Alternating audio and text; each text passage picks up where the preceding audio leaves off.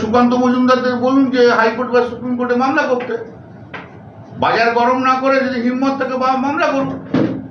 বাজার গরম করার কি দরকার আছে? বরঞ্চ সুকান্ত মজুমদার লিস্ট দেখে দেখে বলে দিই যে বিজেপির কতগুলো লোকের মধ্যে ছিল, শুভেন্দু অধিকারীর কতগুলো লোক ওই লিস্টের মধ্যে রয়েছে পূর্ব মেদিনীপুর, পশ্চিম মেদিনীপুর, বাঁকুড়ায়, সেটা সুকান্ত মজুমদারকে দেখতে বলুন। আপনি আমার একটা আত্মীয়র নামও পাবেন না, আর আমার সঙ্গে যারা বিজেপিতে যোগদান করেছে 20 সাল থেকে অদ্যাবধি, আমার ডায়ে বাঁয়ে পিছনে একটা লোককে পাবেন না।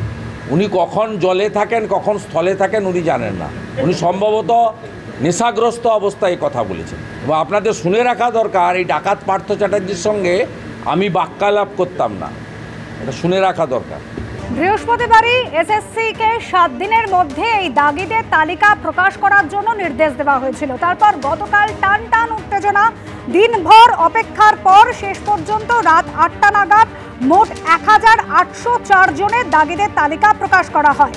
যদিও সুপ্রিম কোর্টে এসএসসির আইনজীবী জানিয়েছিলেন যে সিবিআই 1900 জন দাগিদের তালিকা দিয়েছে, কিন্তু গতকাল যে লিস্ট প্রকাশিত হয়েছে তাতে এসএসসির তরফে প্রকাশ করা হয়েছে, তাতে নাম রয়েছে 1804 জনের। যদিও শুধুমাত্র নাম, রোল নাম্বারে উল্লেখ রয়েছে, উল্লেখ করা হয়নি এই লিস্টে যে তারা কোন বিষয়ে শিক্ষক শিক্ষিকা বা কোন স্কুলে শিক্ষকতা করতেন।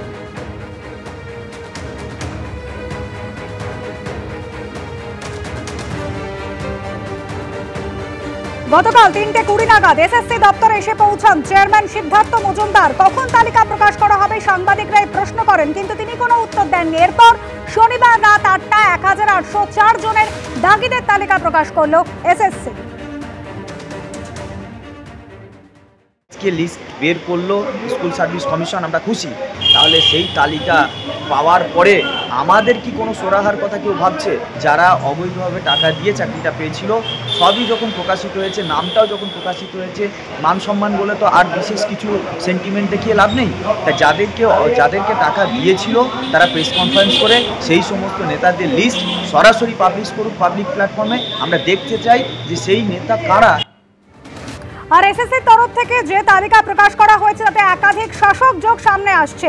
পিংলা ব্লকের জলচকের তৃণমূল কংগ্রেসের সভাপতি, তার নাম রয়েছে অজয় মাঝি, তার নাম রয়েছে এই তালিকার 39 নম্বরে।